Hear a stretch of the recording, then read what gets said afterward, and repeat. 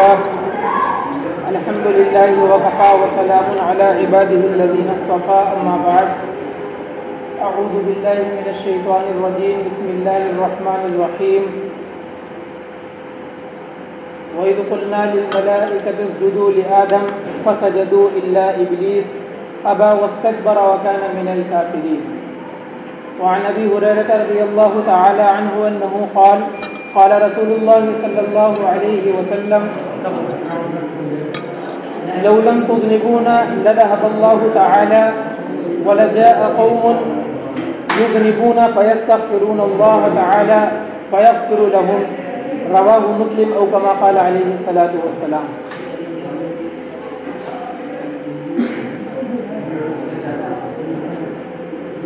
چمکتا رہے تیرے روزے کا منظر، چمکتا رہے تیرے روزے کا منظر، سلامت رہے تیرے روزے کی جالی.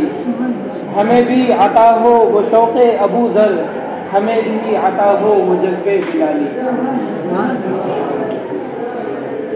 سب سے پہلے مشیت کے انوار سے، سب سے پہلے مشیت کے انوار سے نقش روئے محمد بنایا گیا، پھر اسی نقش سے مانگ کر روشنی بس میں کونوں مکان کو سجایا گیا. وہ محمد بھی احمد بھی محمود بھی، وہ محمد بھی احمد بھی محمود بھی، حسن مطلق میں شاہد بھی مشہود بھی، وہ علم و حکمت میں غیر محدود بھی، ظاہراً امیوں میں اٹھایا گیا. اس کی رحمت ہے بے حد و بے انتہا، اس کی شفقت تخیل سے بھی ماورا. جو بھی عالم جہاں میں بنایا گیا اس کی رحمت سے اس کو سجایا گیا. حشر کا غم مجھے کیوں کر ہو اے قاسم، میرا آقا ہے وہ میرا مولا ہے وہ. اس کے دامن میں جنت بنائی گئی، اس کے ہاتھوں میں کوثر لٹایا گیا. محترم حضرات اور معزز سامعین، شفیع مذنبین، رحمت للعالمین، آقائے نامدار، ختم نبوت کے تاجدار، پیارے محمد مصطفیٰ صلی اللہ علیہ وسلم کی ذات اقدس کے اوپر نازل ہونے والا 23 برس کی مدت کے اندر یہ قرآن پاک جس کو ابھی پڑھا گیا اور سنا گیا، اللہ تبارک و تعالیٰ نے اس قرآن کو نازل کیا. یہ قرآن ہم انسانوں کی روح کی یہ غذا ہے. اللہ تعالیٰ نے قرآن میں فرمایا ھدی للناس، انسانوں کی ہدایت کے لیے ہم نے یہ قرآن نازل کیا. میں نے کہا کہ یہ روح کی غذا ہے. اسے دیکھیں کہ قرآن ہماری روح کی غذا کیسے ہے. انسان کے اندر دو چیزیں ہیں، ایک ہے جسم اور ایک ہے روح. انسان کی جسم اور انسان کا روح. انسان کا جسم کس چیز سے بنا؟ تو دیکھیں اللہ تبارک و تعالیٰ نے انسان کا جسم کس سے بنایا. اس دنیا کے اندر اگر کوئی مصور، تصویر بنانے والا، کوئی فوٹو بنانے والا یا اسی طریقے سے تصویر کھینچنے والا جب وہ تصویر بناتا ہے یا فوٹو کھینچ کر کے دیتا ہے تو وہ ہم سے یہ کہتا ہے کہ اس تصویر کو آگ سے دور رکھیے گا، اس تصویر کو آگ سے دور رکھیے گا. اگر آگ اس تصویر کو لگی تو یہ تصویر جل جائے گی. اس تصویر کو پانی سے دور رکھیے گا، اگر یہ تصویر پانی میں گئی تو یہ تصویر مٹ جائے گی. اسی طریقے سے اس تصویر کو مٹی سے اور ہوا سے دور رکھیے گا، ورنہ اس کے جو آثار ہیں، جو نقوش ہیں، وہ مٹ جائیں گے. تو دنیا کے اندر جو تصویر بنانے والے ہیں وہ تصویر بنا کر کے کہہ دیتے ہیں کہ آگ، پانی، مٹی اور ہوا، ان 4 چیزوں سے اپنی اس تصویر کو بچا کر کے رکھنا، ورنہ یہ تصویر مٹ جائے گی، جل جائے گی اور گل جائے گی. اللہ تبارک و تعالیٰ نے انسانوں کی پیدائش کا جب وقت آیا تو اللہ تبارک و تعالیٰ نے انہی 4 چیزوں سے، یعنی دنیا کے اندر جو لوگ 4 چیزوں سے اپنی تصویر کو بچانے کے لیے کہتے ہیں، اللہ تبارک و تعالیٰ نے انہی 4 چیزوں سے، آگ سے، پانی سے، مٹی سے اور ہوا سے ہم انسانوں کے جسم کو بنایا. سبحان اللہ. تو اللہ تعالیٰ نے انہی 4 چیزوں سے ہمارے جسم کو بنایا.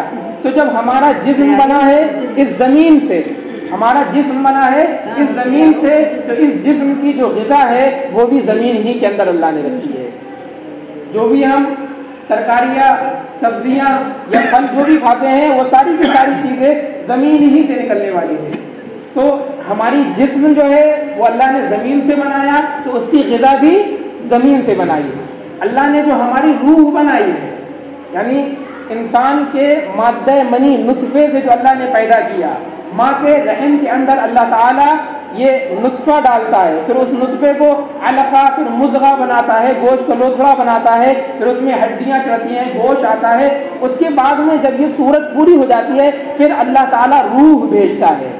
اللہ تعالیٰ آسمان سے روح بھیجتا ہے. تو روح دنیا کی نہیں ہے. کہاں کی ہے؟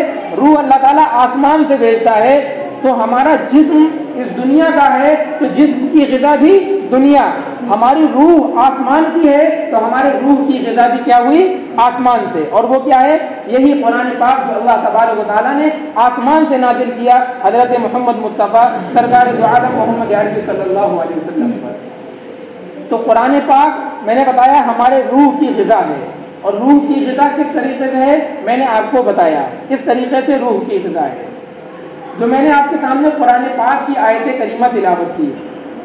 اس آیت کریمہ کے اندر اللہ تبارک و تعالیٰ نے شروع جب اس دنیا کو نہیں پیدا کیا تھا، اس دنیا کے پیدا کرنے سے پہلے اللہ تبارک و تعالیٰ نے حضرت آدم علیہ السلام کو جب پیدا کیا، تو پیدا کرنے کے بعد میں اللہ تعالیٰ نے فرشتوں سے کہا، اے فرشتوں، اس آدم کو میں نے پیدا کیا ہے، اس کو تم لوگ سجدہ کرو. فسجدوا، سارے فرشتوں نے جب اللہ تبارک و تعالیٰ کا یہ حکم سنا تو سارے فرشتے سجدے کے اندر چلے گئے اور سب نے سجدہ کیا الا ابلیس. مگر ابلیس نے ابا واستکبر، اس نے انکار کر دیا اللہ تعالیٰ کی بات کا. اس نے تکبر کیا، بڑائی جتلائی اور کہہ دیا کہ اے اللہ، مجھے آپ نے آگ سے بنایا ہے، آدم کو مٹی سے پیدا کیا ہے، آگ اوپر رہتی ہے اور مٹی نیچے رہتی ہے، لہذا میں آدم کو سجدہ نہیں کروں گا. تو اللہ تبارک و تعالیٰ نے اپنی دربار سے اسے بھگا دیا اور رائندہ دربار کر دیا. تو اس وقت ابلیس نے اللہ تعالیٰ سے یہ کہا تھا کہ اے اللہ، آپ مجھے یہ مہلت دے اور آپ مجھے یہ پاور دیں کہ میں انسانوں کو بہکا سکوں اور ان کو راہ راست سے ہٹا سکوں. اللہ تعالیٰ نے کہا کہ ٹھیک ہے، تمہیں میں یہ پاور دیتا ہوں، لیکن یاد رکھنا کہ میرے بندے پوری زندگی گناہ کرنے کے بعد بھی اگر ایک مرتبہ سچے دل سے توبہ کر لیں گے تو میں تیری پوری زندگی کی جو یہ محنت ہے، اس محنت کو ختم کر دوں گا اور اسے معاف کر دوں گا. اللہ تبارک و تعالیٰ نے اسی وقت یہ کہہ دیا. چنانچہ ابلیس کو وہاں سے بھگا دیا گیا. پھر اللہ تعالیٰ نے حضرت آدم سے کہا، اے آدم، اس جنت کے اندر تم رہو اپنی بیوی کے ساتھ میں، فَكُلَا مِنْهَا رَغَدًا حَيْثُ شِئْتُمَا، جہاں سے تم چاہو کھاؤ پیو اور عیش کرو، لیکن ایک بات یاد رکھنا، وَلَا تَقْرَبَا هَذِهِ الشَّجَرَةَ، اس ایک درخت کے قریب مت ہونا، فَتَكُونَ مِنَ الظَّالِمِينَ، اگر تم اس درخت کے قریب چلے گئے تو تم میرے حکم کی نافرمانی کرنے والے میں سے ہو گئے اور تم ظالم میں سے ہو جاؤ گے. تو جنت کے اندر رہو، کھاؤ پیو عیش کرو، اپنی بیوی کے ساتھ میں رہو، لیکن اتنا یاد رکھو کہ میں نے تمہیں جو منع کیا اس درخت کے قریب نہ جانا. تو شیطان چونکہ اللہ تعالیٰ سے کہہ کے گیا تھا میں تمہارے بندے کو بہکاؤں گا، اور آدم ہی کی وجہ سے اسے جنت سے نکالا گیا، چنانچہ شیطان نے حضرت آدم کو بہکانا شروع کیا اور بہکا کر کے یہ کہا، اللہ تعالیٰ، میں پورے واقعے کو آپ کے سامنے تفصیل سے نہیں بیان کرنا چاہتا ہوں، میں آگے کچھ اور بات کہنا چاہتا ہوں. تو خلاصہ یہ ہے اس کا، اللہ تعالیٰ نے جب اسے ابلیس کو بھگا دیا، ابلیس حضرت آدم کے پاس میں آیا کیونکہ آدم ہی کی وجہ سے اسے جنت سے نکالا گیا تھا. انہیں آ کر کے بہکایا اور کہا کہ اللہ تعالیٰ نے تمہیں اس وجہ سے روکا ہے کہ اگر تم نے اس درخت کو کھا لیا تم ہمیشہ جنت میں رہو گے. کیا تم ہمیشہ جنت میں نہیں رہنا چاہتے؟ حضرت آدم نے کہا کہ بالکل میں رہنا چاہتا ہوں. چنانچہ اس نے بہکایا اور غرض یہ کہ حضرت آدم علیہ السلام نے اس درخت کے قریب گئے اور اس درخت کے پھل کھا لیے. نتیجہ کیا ہوا؟ ان کے جسم کا لباس فوراً برہنہ ہو گئے اور لباس اتار لیا گیا، اور اللہ تبارک و تعالیٰ نے انہیں بھی جنت سے نکال دیا اور اس دنیا کے اندر اتار دیا. پھر اس کے بعد میں اللہ نے قرآن میں فرمایا فتلقى آدم من ربه کلمات فتاب علیہ، آدم نے اپنے پروردگار کی جانب سے کچھ کلمات سیکھ لیے. اور دوسری جگہ پر تشریح ہے کہ انہوں نے کیا کلمات سیکھے، ربنا ظلمنا انفسنا وان لم تغفر لنا وترحمنا لنكونن من الخاسرین. حضرت آدم علیہ السلام نے رو کے پروردگار اعلیٰ سے یہ دعائیں مانگی ہے، اللہ میں نے یہ گناہ کر کر اپنی جان کے اوپر ظلم کیا ہے، اگر آپ نے معاف نہ کیا، اگر آپ نے مجھ پر رحم نہ کیا تو ہم خسارہ اٹھانے والے میں ڈوب جائیں گے. چنانچہ حضرت آدم سے غلطی ہوئی اور غلطی ہو جانے کے بعد میں اللہ تعالیٰ نے انہیں توبہ سکھائی کہ کس طریقے سے توبہ کرنی ہے. حضرت آدم نے اس طریقے سے توبہ کی، اللہ تبارک و تعالیٰ نے ان کی توبہ کو قبول فرمائے اور پھر سے ان کے درجات کو بلند کیا. اللہ تعالیٰ نے حضرت آدم کی ذریت سے تمام انسانوں کو اس دنیا کے اندر بھیجا. اس دنیا کے اندر بھیج کر اللہ تبارک و تعالیٰ نے فرمایا، قرآن کی آیت ہے وَمَا خَلَقْتُ الْجِنَّ وَالْإِنسَ إِلَّا لِيَعْبُدُونِ، انسان کی پیدائش کا مقصد میری عبادت کرنا ہے. دوسری جگہ فرمایا ان اللہ اشترى من المؤمنین انفسهم واموالهم بان لهم الجنہ، کہ ہم نے، اللہ تعالیٰ فرماتے ہیں کہ ہم نے انسانوں کی جان کو اور انسانوں کے مال کو خرید لیا ہے کہ ہم انہیں جنت دیں گے. اب ہماری جان بھی اللہ کی اور ہمارا مال بھی اللہ کا. اب اگر اللہ یہ کہہ دے کہ اپنی جان مسجد کے اندر لگانی ہے، ہم وقت عبادت کرتے رہو، تو یہ ظلم نہیں ہوگا. کیوں؟ کیونکہ اللہ نے ہماری جان کو خرید لیا ہے. اللہ تعالیٰ خریدار ہے اور ہمیں اس کے بدلے میں کیا دیں گے؟ آخرت کے اندر جنت دیں گے. اللہ نے ہمارا مال بھی خرید لیا. اب اگر اللہ تعالیٰ ہم سے یہ کہیں کہ اپنا پورا مال اللہ کے راستے میں نکال دو تو یہ ظلم نہیں ہوگا، بلکہ عین انصاف ہے، کیونکہ اللہ تعالیٰ ہمارے مال کو بھی خرید چکے ہیں اور ہمارے جان کو بھی خرید چکے ہیں. لیکن اس کے باوجود اللہ تبارک و تعالیٰ کا فضل اور اس کا احسان یہ ہے، اللہ تعالیٰ نے ہمہ وقت مسجد کے اندر رہ کر عبادت کرنے کے لیے نہیں کہا. اللہ تعالیٰ نے ہمیں اپنا پورا مال نکالنے کے لیے اور دین کی راہ میں خرچ کرنے کے لیے نہیں کہا، بلکہ مال کا ایک صرف چھوٹا سا مقدار، ایک معمولی سی رقم 2.5% اللہ تعالیٰ نے طے کی ہے. اسی طریقے سے ہمارے عبادت کے لیے اللہ تعالیٰ نے جو وقت لگایا ہے وہ صرف 5 وقت کی عبادت. لیکن ہمارا اور آپ کا حال یہ ہے کہ ہم نے اس 5 وقت کی نماز کے لیے بھی اپنے اوقات کو فارغ نہیں کیا. تو پھر اللہ تبارک و تعالیٰ نے محمد عربی صلی اللہ علیہ وسلم کو اس دنیا کے اندر جب مبعوث کیا تو اللہ تعالیٰ نے قرآن میں فرما دیا یہ محمد صلی اللہ علیہ وسلم کی زندگی آئیڈیل اور نمونہ ہے تم انسانوں کے لیے. تم انسان اپنی زندگی گزارنا ان کی زندگیوں کو دیکھ کر. اور آپ کی زندگی کیا تھی؟ حضرات صحابہ آتے ہیں، اما عائشہ صدیقہ سے پوچھتے ہیں کہ اے عائشہ رضی اللہ تعالیٰ عنہا، اللہ کے نبی کی سنت اور آپ کے طریقہ اور آپ کی زندگی کے بارے میں بتائیں کہ آپ زندگی کس طریقے سے گزارا کرتے تھے. اما عائشہ کہتی ہیں کیا تم قرآن نہیں پڑھتے ہو؟ کانا خلقہ القرآن، کہ اللہ کے نبی کے جو اخلاق ہوتے تھے، آپ کی جو عادات ہوتی تھی، جو آپ زندگی گزارتے تھے، وہ بعینہ قرآن کے مطابق زندگی گزارا کرتے تھے. تو ہمیں اور آپ کو جو زندگی گزارنی ہے، ہمیں اور آپ کو جو آئیڈیل اور نمونہ بنانا ہے، وہ آقا علیہ الصلوۃ والسلام کی زندگی کو نمونہ بنانا ہے. اور آپ علیہ الصلوۃ والسلام کی زندگی ہی کے اندر اللہ تبارک و تعالیٰ نے یہ رمضان المبارک کا مہینہ عطا کیا. اس مہینے کے اندر اللہ تبارک و تعالیٰ نے یہ کہہ دیا کہ 12 مہینے کے اندر 11 مہینے تم نے میری عبادت کو چھوڑ دیا، تم نے 5 وقت کی نماز کو چھوڑ دیا، تم نے قرآن نہیں پڑھے، تم نے زکوٰۃ نہیں دی، تم نے چوری بھی کی، جھوٹ بھی بولا، اسی طریقے سے غیبت بھی کی، دوسروں کو ستایا بھی، ناحق کسی کے حقوق بھی مارے، تمام قسم کے تم نے برائیاں کی اور اللہ تعالیٰ کی عبادت سے دور رہے، اللہ تبارک و تعالیٰ کی نافرمانیاں کی. تو اللہ تعالیٰ نے 11 مہینے کے بعد میں ایک مہینہ دیا، یہ اس وجہ سے کہ اس ایک مہینے کے اندر رہ کر ہم اس طرح زندگی گزارے کہ یہ زندگی اس ایک مہینے کی ہماری آئیڈیل اور نمونہ ہو جائے 11 مہینے زندگی گزارنے کے لیے. ہم اس طریقے سے 5 وقتہ اس کے اندر نماز پڑھیں، اللہ تعالیٰ کے لیے روزے رکھیں اور روزے رکھنے کے باوجود رات کے اندر کھڑے ہو کر 20 رکعت تہجد کی پڑھیں. اس طریقے سے زندگی گزارے اس ایک مہینے کے اندر، اور اسی طریقے سے 11 مہینے کے بھی اندر زندگی گزارے. اللہ تعالیٰ نے جو عبادتیں فرض کی ہیں اس عبادتوں کو بحسن خوبی انجام دے. لیکن پھر بھی ہم سے یہ غفلتیں ہوئیں، ہم سے یہ کوتاہیاں ہوئیں کہ ہم نے نمازیں چھوڑی، یا اگر ہم نے پڑھی بھی تو غفلت کے ساتھ میں پڑھی. اسی طریقے سے قرآن ہم نے غفلت کے ساتھ میں پڑھا، قرآن کے حقوق ہم سے ادا نہ ہو سکے. تو اب اللہ تبارک و تعالیٰ کے حبیب صلی اللہ علیہ وسلم کی زندگی ہمارے سامنے ہے. اللہ تعالیٰ نے فرمایا، اپنے حبیب کی زبانی اعلان کروایا کہ اے لوگو لو لم تذنبونا لذهب اللہ تعالی بکم، اگر تم سے گناہ ہو جائیں اور گناہ اگر تم نہ کرو تو اللہ تبارک و تعالیٰ تم کو ختم کر دے گا، اور ختم کر کے اللہ تبارک و تعالیٰ ایک ایسی قوم کو پیدا کرے گا، ایسے لوگوں کو پیدا کرے گا جو گناہ کریں گے اور گناہ کرنے کے بعد میں پھر استغفار کریں گے اور اللہ تبارک و تعالیٰ ان کی توبہ کو قبول کرے گا. کہنے کا مطلب کیا ہوا؟ کہنے کا حاصل میرا یہ ہے کہ اللہ تبارک و تعالیٰ نے پہلے انسان حضرت آدم کو جب پیدا کیا، آدم علیہ السلام سے غلطی ہوئی.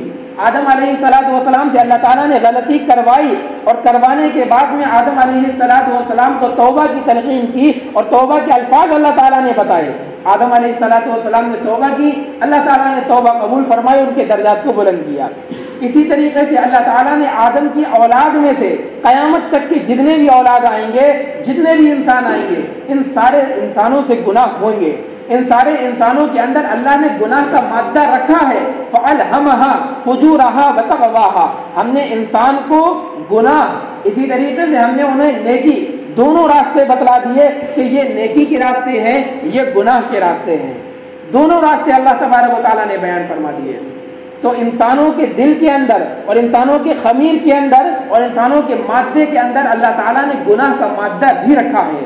لیکن گناہ ہو جانے کے بعد میں کرنا کیا ہے، یہ ہے مین وجہ، یہ ہے اصل بات کہ گناہ ہو جانے کے بعد کرنا کیا ہے. آدم علیہ السلام نبی تھے، اللہ نے منع کیا پھر بھی گناہ ہوا، لیکن انہوں نے کیا کیا؟ انہوں نے توبہ کی، اپنے آنسو بہائے، اللہ تعالیٰ سے مانگا، اللہ تعالیٰ نے انہیں بخشا اور ان کے درجات کو بلند کیا. اسی طریقے سے ہمیں بھی یہ چاہیے ہے کہ اللہ تبارک و تعالیٰ کے سامنے روئیں اور گڑ گڑائیں، ہمارے جو گناہ ہو گئے ہیں اللہ تعالیٰ سے معافی مانگے کہ ہم سے یہ گناہ ہو گئے ہیں، یقیناً ہو گئے ہیں، اب ہم یہ گناہ سے معافی مانگتے ہیں، آئندہ انشاءاللہ عزم کریں گے آئندہ گناہ نہیں ہوگے اور اللہ تعالیٰ معاف فرمائیں گے. رمضان المبارک کے مہینے کے اندر اور خاص طور پر شب قدر کے اندر اللہ تبارک و تعالیٰ اپنے ایک منادی کے ذریعے سے اعلان کرواتے ہیں، اے انسانوں، کیا تم میں سے کوئی ہے مغفرت کا طلبگار؟ کیا تم میں سے ہے کوئی مغفرت چاہنے والا؟ آئے مجھ سے مغفرت مانگے، میں اس کی بخشش کروں گا. کیا تم میں سے کوئی ہے جو رزق مانگ چاہتا ہو؟ آئے میرے در پر مجھ سے آ کر رزق مانگے، میں اسے رزق دوں گا. ہے کوئی کہ کوئی مصیبت کے یا پریشانی کے عالم میں پھنسا ہوا ہو، وہ میرے در پر آئے مجھ سے آ کر کے مانگے، میں اس کی پریشانی کو بھی دور کروں گا، میں اس کی مصیبت کو بھی دور کروں گا. تو اللہ تعالیٰ اپنے ایک منادی کے ذریعے باقاعدہ ان راتوں کے اندر اعلان کروا رہے ہیں کہ میرے در پر آ جاؤ، میں مغفرت کرنے کے لیے تیار ہوں، میں بخشش کرنے کے لیے تیار ہوں. لیکن ہمارا اور آپ کا حال دیکھیے، ہماری زندگی گناہ سے بھری ہوئی ہے، لیکن اس کے باوجود بھی ہم اللہ کے در پر آ کر اپنے گناہوں سے توبہ نہیں کرتے، ہم اپنی ان آنکھوں سے آنسو نہیں بہاتے. حالانکہ اللہ تبارک و تعالیٰ ایک حدیث قدسی میں فرماتے ہیں کہ اگر بندے ایک بالش چاہتے ہیں میری طرف، میں ان کی طرف ایک ہاتھ آ جاتا ہوں، اگر یہ چل کر کے آتے ہیں تو میں دوڑ کر ان کی طرف آتا ہوں. یعنی اللہ تبارک و تعالیٰ کی ذات بالکل منزہ اور پاک اور صاف. اللہ تبارک و تعالیٰ کی شان میں ذرہ برابر بڑھوتری نہیں ہوگی کہ اگر ہم اللہ تعالیٰ کے در پر آ جائیں، ان سے مانگیں اور گڑ گڑائیں اور اپنی استغفار کریں. تو ہماری ہی یہ سوال ہے، ان تعذبهم فانهم عبادك وان تغفر لهم فانك انت العزیز الحکیم، کہ اللہ تعالیٰ اگر عذاب دے دے، اگر عذاب دے دے ان سے کوئی نہیں پوچھنے والا، اللہ کے بندے ہیں، اور اگر معاف کر دے تو اللہ تبارک و تعالیٰ تو بڑا معاف کرنے والا ہے. تو ہمارے بزرگ، ہمارے بڑے ہی ایک مثال بیان کرتے تھے کہ اگر آپ نہا دھو کر کپڑے بدل کر اپنے گھر سے نکل کے جا رہے ہیں، جانے کے بعد میں اگر آپ کسی نالے میں گر گئے، کسی کیچڑ میں گر گئے، تو دیکھیے کیچڑ میں گر گئے، غلطی ہو گئی اور عام طور پر غلطیاں ہوتی ہیں، لیکن چاہیے یہ اس غلطی کے اندر پڑے نہ رہیں، کیچڑ کے اندر پڑے نہ رہیں، بلکہ ہم یہ چاہ کرتے ہیں کہ کیچڑ سے فوراً اٹھتے ہیں، نالے سے نکلتے ہیں، گھر آتے ہیں، نہاتے ہیں، کپڑے دھو کر عطر لگا کر پھر سے صاف اور ستھرے ہو جاتے ہیں. اللہ کے نبی نے فرمایا جب کوئی بندہ گناہ کرتا ہے تو گناہ کرنے کی وجہ سے اس کے دل کے اوپر ایک کالا سیاہ نقطہ لگ جاتا ہے، ایک دھبا لگ جاتا ہے. اگر وہ گناہ کرتا رہے تو وہ نقطہ بڑھتا رہتا ہے اور پورا دل اس کا کالا ہو جاتا ہے اور پھر نیکی کرنے کی بھی توفیق نہیں ہوتی. تو دیکھیں گناہ تو ہوں گے، لیکن اب ایسا نہ ہو کہ گناہ ہو تو گناہ ہوتے چلے جائیں، بلکہ اللہ تبارک و تعالیٰ کے در پر آئیں اور آنے کے بعد میں توبہ کریں، استغفار کریں، آنسو بہائیں اور اللہ تبارک و تعالیٰ سے مانگیں۔ اللہ تبارک و تعالیٰ یقیناً دینے والا ہے۔ اور رمضان المبارک کا مہینہ تو ایسا ہے کہ اللہ کے نبی علیہ الصلوۃ والسلام ایک مرتبہ اپنی مسجد میں ممبر پر تشریف لے جا رہے تھے۔ آپ علیہ الصلوۃ والسلام پہلی سیڑھی پر قدم رکھا، فرمایا آمین، دوسری سیڑھی پر قدم رکھا، فرمایا آمین، تیسری سیڑھی پر قدم رکھا، فرمایا آمین۔ آپ کی ممبر جو ہوتا تھا وہ 3 سیڑھیوں کا ہوتا تھا، اور تیسری سیڑھی پر کھڑے ہو کر آپ خطبہ دیا کرتے تھے۔ پھر حضرت ابو بکر آئے، دوسری سیڑھی پر انہوں نے کھڑا ہونا شروع کیا ادباً، حضرت عمر آئے اور پہلی سیڑھی پر کھڑے ہو کر وہ خطبہ دیتے تھے۔ تو وہی طریقہ آج تک چلا آ رہا ہے کہ پہلی سیڑھی پر کھڑے ہو کر خطبہ دیا جاتا ہے۔ اچھا، بعد میں صحابہ نے نماز کے بعد میں پوچھا کہ اے اللہ کے نبی، آج ہم نے ایک عجیب و غریب آپ سے ماجرا دیکھا ہے، آج سے پہلے تو کبھی ایسا نہیں ہوا کہ آپ نے سیڑھی پر قدم رکھتے ہوئے آمین کہا ہو۔ تو اللہ کے نبی نے کہا کہ دیکھو، جب میں نے پہلی سیڑھی کے اوپر قدم رکھا تو جبرائیل میرے پاس آئے تھے اور آ کر کے کہنے لگے کہ ناک خاک آلود ہو جائے، یعنی ہلاک اور برباد ہو جائے وہ شخص جس نے اس دنیا کے اندر اپنے والدین یا ان میں سے کسی ایک کو پایا ہو اور ان کی خدمت کر کے اپنی مغفرت نہ کروا پائی ہو۔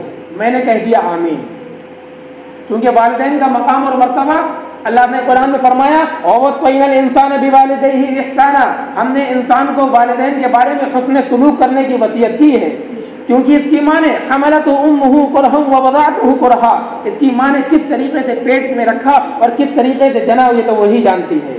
اللہ فرماتے ہیں وَلَا تَقُلْ لَهُمَا أُفٍّ، کہ جب یہ تم سے کوئی کام کہیں تو انہیں منع نہ کرو، انہیں اف تک مت کرو، وَلَا تَنْهَرْهُمَا، انہیں جھڑکو بھی مت، وَقُلْ لَهُمَا قَوْلًا كَرِيمًا، ان سے اچھائی کے ساتھ میں بات کیا کرو، وَاخْفِضْ لَهُمَا جَنَاحَ الذُّلِّ، اور اپنے بازو کو ان کے سامنے جھکا دو اور ان کی خدمت کیا کرو۔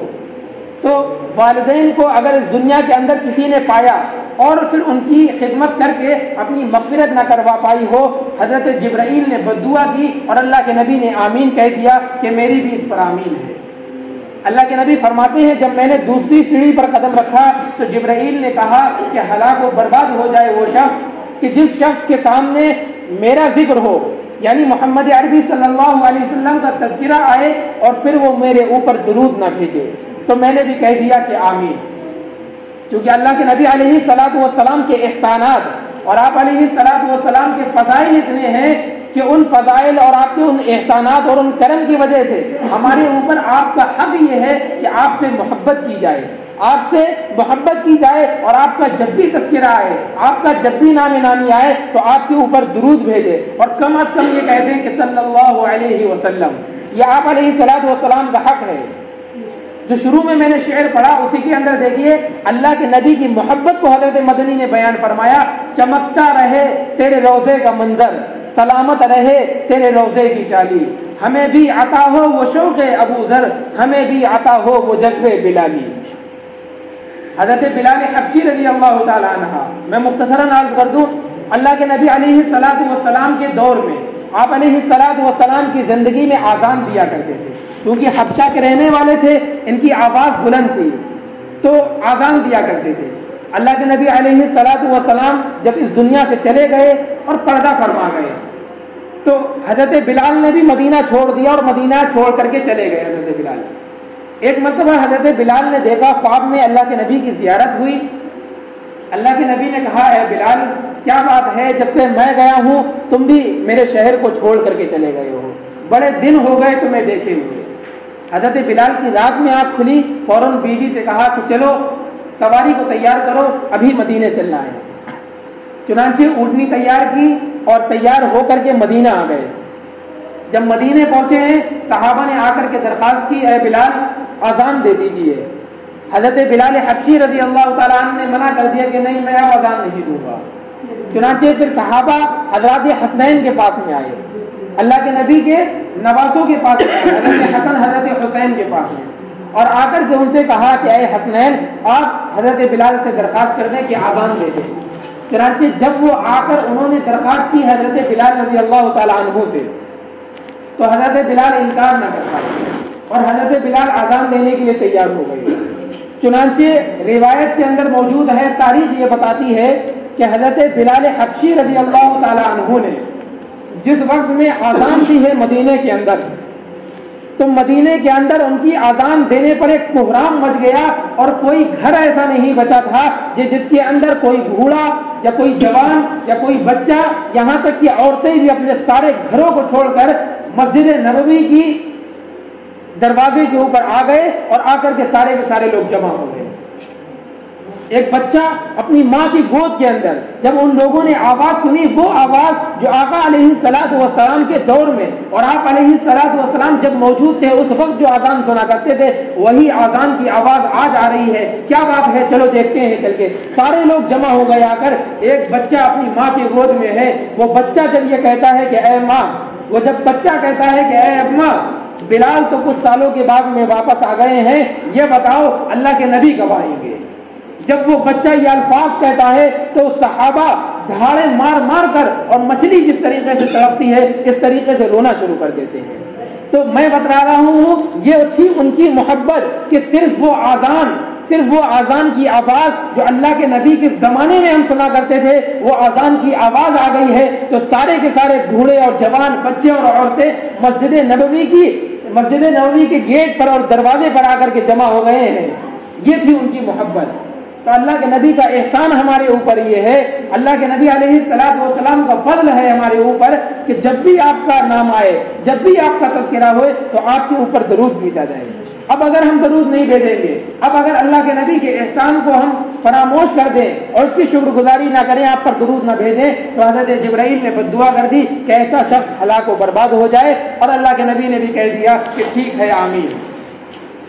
تیسری بات جو سب سے زیادہ اہم ہے، اللہ کے نبی نے کہا کہ جب میں نے تیسری سیڑھی پر قدم رکھا تو جبرائیل نے کہا ہلاک و برباد ہو جائے وہ شخص، ہلاک و برباد ہو جائے وہ شخص کہ جس کے سامنے رمضان کا مہینہ آیا ہو اور اس مہینے کے اندر وہ توبہ اور استغفار کر کر اللہ تعالیٰ سے معافی مانگ کر عبادت کر کے اپنی مغفرت نہ کروا پایا ہو، تو میں نے بھی کہہ دیا آمین۔ دیکھیے اللہ کے نبی علیہ الصلوۃ والسلام سفارش کریں گے کل قیامت کے دن، سب کی سفارش کریں گے، لیکن اگر رمضان المبارک کا مہینہ کسی کو ملا ہے اور اس مبارک مہینے کے ملنے کے باوجود ہم نے توبہ کر کے اللہ تعالیٰ سے آنسو بہا کر استغفار کرا، ہم نے اپنی مغفرت نہ کروا پائی ہو، تو اللہ کے نبی جبرائیل بد دعا دے رہے ہیں، اور یقیناً یہ بد دعا جبرائیل اپنی طرف سے نہیں دے رہے، یہ بد دعا اللہ تعالیٰ کی طرف سے تھی، اللہ تبارک و تعالیٰ کی طرف سے القا ہوا تھا، اللہ تعالیٰ کی طرف سے جبرائیل بول رہے تھے، تو اللہ کی طرف سے بد دعا ہے، جبرائیل بد دعا دے رہے ہیں، اللہ کے نبی آمین کہہ رہے ہیں۔ تو آپ بتائیں جب اللہ کے نبی نے بھی آمین کہہ دی، حضرت آدم سے لے کر تمام انبیاء میدان محشر میں کھڑے ہوں گے، پسینے میں ڈوبے ہوں گے، پوری انسانیت ان کے پاس جائے گی، وہ ہاتھ جو کر منع کر دیں گے کہ میری مجال نہیں اللہ کے سامنے میں سفارش کر سکوں، صرف آقا نامدار ختم نبوت کے تاجدار جناب محمد عربی صلی اللہ علیہ وسلم سفارش کریں گے۔ لیکن جب اللہ کے نبی نے بھی ہاتھ کھڑے کر دیا اور منع کر دیا کہ رمضان المبارک کا مہینہ اگر مل گیا اور پھر بھی مغفرت نہ کروا پائی ہو تو میں بھی اب سفارش نہیں کر پاؤں گا، اور میں بھی اس بد دعا پر آمین کہہ رہا ہوں۔ آپ بتائیں ہم کہاں کے رہ جائیں گے؟ ہم کس در پر جائیں گے اور کس کے پاس جائیں گے؟ اب ہم توبہ نہیں کرتے، ہم استغفار نہیں کرتے، اس کی وجہ شیطان بہکاتا ہے۔ شیطان میں نے شروع میں کہا تھا اللہ تعالیٰ سے کہے کہ آیا تھا میں انہیں بہکاؤں گا، تو اب جب بھی ہم سوچتے ہیں توبہ کرنے کی، جب بھی ہم سوچتے ہیں گناہ سے استغفار کرنے کی، شیطان فوراً وسوسہ ڈالتا ہے ہمارے دل کے اندر، کیسے توبہ کر رہے ہو؟ پھر جا کر یہی گناہ کرنا ہے، پھر جا کر ٹی وی دیکھنا ہے، پھر جا کر گانے سننا ہے، پھر جا کر حرام کمائی کرنی ہے، پھر جا کر جھوٹ بولنا ہے، غیبت کرنی ہے، چغلی کرنی ہے، چوری کرنی ہے، ڈاکہ ڈالنا ہے، دوسرے کے حقوق ماننا ہے، کیوں توبہ کر رہا ہے، کیوں استغفار کر رہے ہو؟ تو دیکھیے یہ شیطان کا سب سے بڑا دھوکہ ہے، یہ شیطان کا سب سے بڑا دھوکہ ہے۔ جیسے میں نے آپ کو بتایا کہ اگر ہم کیچڑ میں گر جاتے ہیں، اگر اس کیچڑ کے اندر گرے رہنا، اگر گر گئے یہ عیب نہیں، لیکن گرے رہنا یہ خطرناک بات ہے۔ ہم فوراً اٹھ کر کے آتے ہیں، نہا کر کے کپڑے بدلتے ہیں، ایسے ہی ہمیں یہ چاہیے جب بھی گناہ ہو جائے فوراً توبہ کریں اور استغفار کریں، اللہ سے معافی مانگے، پھر اگر گناہ ہو جائے پھر توبہ کریں، استغفار کریں، معافی مانگے، پھر گناہ ہو جائے تو پھر یہی عمل کریں۔ اور جو میں نے آپ کے سامنے حدیث پڑھی ہے، اس حدیث کے اندر اللہ کے نبی علیہ الصلوۃ والسلام نے دیکھیے کیا فرمایا. اللہ کے نبی فرماتے ہیں لولم تذنبونا، اگر تم گناہ نہیں کرو گے لذهب اللہ تعالی بکم، اللہ تمہیں ختم کر کر نیست و نابود کر دے گا. پھر ایسے لوگ کو پیدا کرے گا جو گناہ کریں گے پھر توبہ کریں گے اور اللہ ان کے گناہ کو معاف کر دے گا. تو کیا حاصل ہوا میری بات کا کہ گناہ اللہ نے آدم سے کروا کر کے بھیجا، لیکن ساتھ میں توبہ بھی انہیں بتائی کہ توبہ بھی کرنی ہے. ہم تمام انسان سے گناہ بھی ہوں گے لیکن ساتھ میں ہمیں یہ کرنا ہے کہ توبہ بھی کرنی ہے اور استغفار بھی کرنا ہے اور اللہ تبارک و تعالیٰ سے معافی بھی مانگنا ہے. اللہ کے نبی نے فرمایا کہ کل بنی آدم خطاؤون، کل بنی آدم خطاؤون، کہ تمام انسان سے غلطی ہوگی، ہر انسان سے گناہ ہوں گے. اللہ کے نبی فرماتے ہیں بہترین گناہ کرنے والا وہ ہے، بہترین شخص وہ ہے جس سے گناہ ہو جائیں اس کے بعد میں فوراً توبہ کر لے، پھر گناہ ہو جائیں پھر فوراً توبہ کر لے.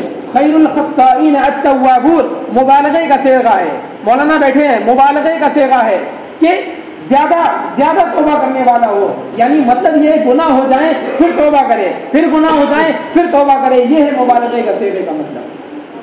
اور اللہ تعالیٰ نے قرآن میں صاف بیان فرما دیا یا عبادی الذین اسرفوا علی انفسہم، اے وہ لوگوں جنہوں نے گناہ کر کر کے اپنی جانوں کے اوپر ظلم کیا ہے، جنہوں نے گناہ کر کر کے اپنی جانوں کے اوپر ظلم کیا ہے، یعنی اس دنیا کے اندر کوئی ایسے گناہ نہ ہو جو ہم نے کیے نہ ہو، جو ہم نے کیے نہ ہو، اس کے باوجود اللہ تعالیٰ فرما رہا ہے لا تقنطوا من رحمت اللہ، میری رحمت سے نا امید مت ہونا، میری رحمت سے مایوس مت ہونا، تمہارے گناہ جتنے بھی کیوں نہ ہو میری رحمت سے زیادہ نہیں ہو سکتے. ان اللہ یغفر الذنوب جميعا، میں تو بہت گناہ کو معاف کرتا ہوں، انہ هو الغفور الرحیم، اللہ تعالیٰ معاف کرنے والا ہے اور رحم بھی کرنے والا ہے.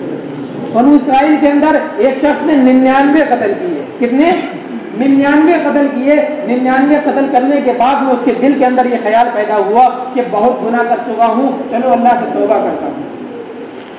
ایک اللہ والے کے پاس میں آیا، انہوں نے منع کر دیا کہ اب توبہ نہیں ہوگی، تو اس نے 99 قتل کیے تھے ان کا بھی قتل کر دیا، پورے 100 کی عادت پورا کر دیا. پھر اس کے بعد میں اسے بتایا گیا کہ فلانے بستی کے اندر نیک لوگ رہتے ہیں، وہاں پر جاؤ اور توبہ کر لینا، استغفار کر لینا، وہاں پر اپنی زندگی گزارنا. جب وہاں پر جا رہا تھا راستے ہی کے اندر اس کی موت آ گئی اور اس کا انتقال ہو گیا. اب دونوں طرح کے فرشتے آ گئے. نیکی والے فرشتے کہتے ہیں کہ ہم اس کی روح کو قبض کریں گے کیونکہ یہ توبہ کرنے جا رہا تھا. برائی والے فرشتے کہتے ہیں کہ اس نے ابھی توبہ نہیں کی تھی اس لیے میں اس کی روح کو قبض کروں گا. اللہ تعالیٰ نے کہا کہ دونوں بستیوں کو ناپ لیا جائے، جس بستی میں یہ جا رہا ہے وہ زیادہ قریب ہے یا جدھر سے جا رہا ہے یہ زیادہ قریب ہے. جو بستی زیادہ قریب ہوگی وہ والے فرشتے اس کی روح کو قبض کر لیں. چنانچہ اللہ تبارک و تعالیٰ نے اس نیکی والی بستی کو قریب کر دیا اور نیکی والے فرشتے جو تھے اس کی روح کو قبض کر کے لے گئے. تو دیکھیے ابھی اس بندے نے توبہ نہیں کی، صرف توبہ کا ارادہ کیا تھا اور ارادے سے وہ چلا تھا. اللہ تبارک و تعالیٰ نے 100 قتل کرنے کے باوجود اس کے گناہ کو معاف کر دیا. اس طرح کے سینکڑوں ایسے واقعات ہیں کہ جب سینکڑوں لوگوں نے گناہ کر دیے. ایک فاحشہ ہے جس نے اپنی پوری زندگی گزار دی گناہ کے اندر، زنا کروا کر، لیکن اس کے باوجود جب اس کے دل کے اندر خیال پیدا ہوا تو اس نے جب توبہ کی ہے اللہ تبارک و تعالیٰ نے نہ صرف یہ اس کی توبہ کو قبول کیا بلکہ اس کے پیٹ سے 7 ایسے لڑکوں کو جنم دیا جو بنو اسرائیل کی اولیاء اور بنو اسرائیل کے بڑے سے بڑے بزرگ بنے جاتے ہیں.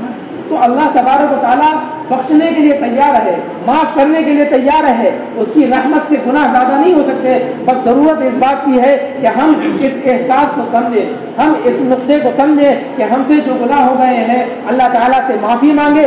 اللہ معاف کرنے والا ہے، اگر پھر گناہ ہو جائے پھر معافی مانگ لے اللہ پھر معاف کرے گا.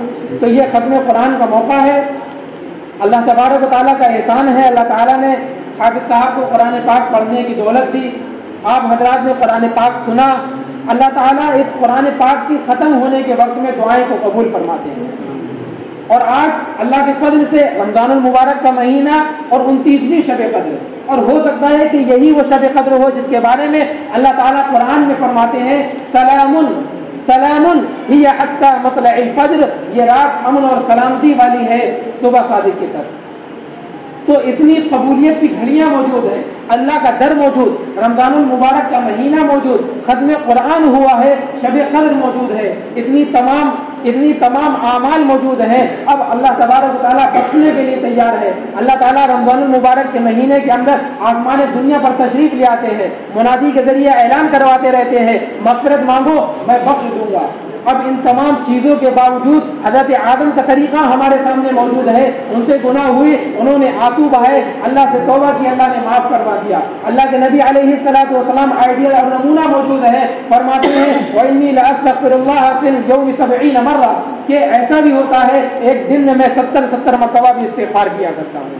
تو ضرورت یہ ہے کہ ہم سے جو بھی گناہ ہو گئے ہو اللہ تبارک و تعالیٰ کے سامنے آنسو بہائیں, استغفار کریں, اللہ سے معافی مانگیں. اللہ تعالیٰ یہ دعا کے آداب میں سے ہے کہ رو کر کے دعا مانگی جائے.